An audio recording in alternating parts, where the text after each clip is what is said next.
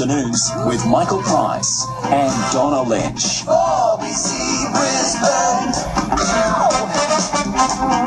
It's 1:08, News Talk 4BC. And now, Donna, I came across an article today titled 9 Ways Sharing a Bed Can Ruin Your Sleep. There's, of course, the one that really gets under people's garden, that is snoring. It's often seen as something embarrassing, maybe a bit annoying, but can really ruin a good night's sleep. Now, I know that I snore a tad after having a couple of Vinos, that'll do. So a couple of those, and so does Nikki. Like most people, you have a couple of extras, and then when you get into that deep sleep, you do arc it up. But do you know what? I think it is true, and I want to talk to someone about this. I think when you get a bit older, and if you put on weight, that doesn't help matters either. Well, I reckon there's probably a lot behind snoring that we don't understand. Somebody who does is Senior Sleep Therapist, Sleep Clinic Services Brisbane, Robyn Fowler. Thanks for joining us, Robyn. Hi, thank you for having me. This is a problem that we are in desperate need of finding a solution. Robyn? Yes, well, you're right when you say that it is an annoying and an embarrassing problem, but it is a lot more than that. So snoring in itself is a clear indication of an impaired airway. So, in other words, you're not getting the oxygen into your body that you require. And, you know, what happens after snoring is we tend to have events or apneic events. So this is where obstructive sleep apnea comes in, where you cannot breathe at all. So if you're sleeping next to somebody that is snoring, or yourself are snoring, you know, there is a problem. It's an impaired airway. It's a sleep-disordered breathing condition, and it really shouldn't be happening because, as I like to say to a lot of my patients, if you saw me walking down the street fully conscious and snoring, you'd be thinking, holy cow, this woman needs to, you know, get looked at. Well, why is it so normal that we do it when we're unconscious and have no awareness of it at all? So it has many health consequences when somebody is suffering from snoring and sleep apnea. Look, if somebody starts snoring out of the blue, Robyn, how long do you actually leave it go? Is it enough to just prop up pillows and see if that works? That can help, yeah. You can certainly elevate the person, definitely. But if it's something that's just going on and getting worse as time goes by, because it does tend to get worse as we age, mainly because as we age, we lose muscle tone on the outside of our bodies as we do on the inside. So basically what occurs is that the tongue, the soft palate, the uvula and the pharyngeal walls surrounding the airway, they get very relaxed and they collapse back into the airway, preventing us from being able to breathe. So if you've got a very narrowed airway, then your breath is vibrating on the inhalation and exhalation over the back of the throat, and that's what we know as the sound of snoring. And I guess, unfortunately, we're all kind of programmed to think that snoring is something that's normal because we hear our mums or dads or grandparents doing it from you know, when we're little. People say if you lie on your back, you're more prone to snore. And you know, husbands and wives say that they kick each other going, roll over, roll over, roll over. But Colin can lie on his tummy and he still snores. Yes, I know. I see this a lot in results that we get back from sleep studies, and it doesn't seem to matter what position. I mean, yes, indeed, when you are laying on your back or supine positioning, it does tend to be worse, and especially when you're dreaming, because when you're dreaming, it's like a flaccid paralysis takes over your body, so that you're not play acting your dreams out. So you're in a very, very relaxed sleep, and couple that with lying on your back, then it is, you know, a lot easier for you to be having more snoring and indeed increased obstructive sleep apnea, where you just can't breathe at all. Does it help if you're just on one flat pillow, or should you prop pillows up, or is there a difference there?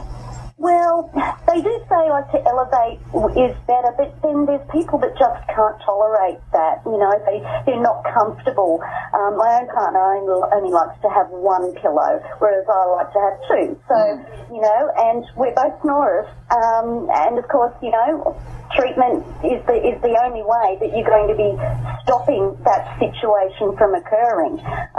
So, yeah, but to answer your question, I think, if the person is quite happy to be propped up a little bit, then by all means that should help in some way, but it's not the be-all and end-all for getting it sorted. Okay, obvious question here, Robyn, I've got to ask you. How does a senior sleep therapist fix their own snoring?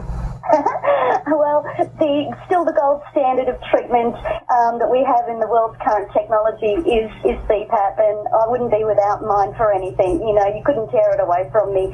So basically that is where positive pressurised air, just the same air that you're breathing normally, is introduced through the mask and into your body. So you cannot snore when you are on it.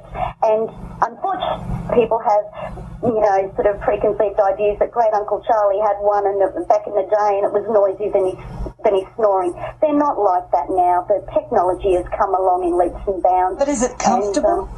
Oh, God, yeah. I mean, I actually do sleep on my tummy with mine. So, if your preferred position of sleeping is hanging upside down like a bat, then you should be able to do that in any position that you want to sleep. You can with CPAP. It fits around you, and I've got a lot of patients who are miners or train drivers and so forth, that they just take them on their shift. I think it's very important that people get to try a couple of masks for a couple of weeks. That's what I like to do with my patients, so that they can really compare and then use the one that they're happiest with. And of course, when you're using CPAP, it actually records every night's data, so we can see that where they were originally on their sleep study results, which may well have been, I have patients that are stopping breathing over 80 times an hour, and each event has got to last more than 10 seconds to be classed as an apneic event, and obviously this puts their oxygen down. So, it's very, very important that it's done properly, that the person has got the support, and that's usually the make or break with people. If they're just buying it online or something like that and they don't have the support, this is where we find that people don't stick with it. You've really got to have that support, and that's what we do. All right, I'll be interested to hear it from our listeners this afternoon, whether they've actually got any solutions that they might have come across for snoring. What about nasal sprays? And also, I've actually bought Colin the snoring ring from the chemist. To be honest, with what I know, I find that they're pretty much Band-Aid solutions. I have a lot of patients that have used those types of things, and it may well have worked in the first instance for a couple of days or even a week, but after that they really haven't got a lot of success. And once again, it's really to do with the throat, it's the airway, that when everything gets very relaxed, then that's where the problem is. And, just for your own listeners, just so that they know, sleep apnea and snoring can lead on to things like your high blood pressure and obviously obesity, having that daytime tiredness. Hypertension and type 2 diabetes are directly linked to sleep apnea, as is heart disease and stroke. So it can be fatal. If it's severe enough, most definitely. Would you say it's genetic? Yes, I would, because one thing I have found is that it doesn't discriminate. So I'm currently treating patients that are in their mid-20s who are both male and female. They're not overweight for their height, but mum or dad or grandparents were snorers, so they'd inherited the throat structure. Certainly with treatment, when you're on CPAP, you won't be snoring. Robyn, I can tell you this is embarrassing if I have an occasional snore. How many people do this? You're snoring, go, and you wake yourself up. Yes, well, you've just had an apneic event. It's woken, you've had that sort of, choking or gasping, or even just hearing it itself. You've woken yourself up.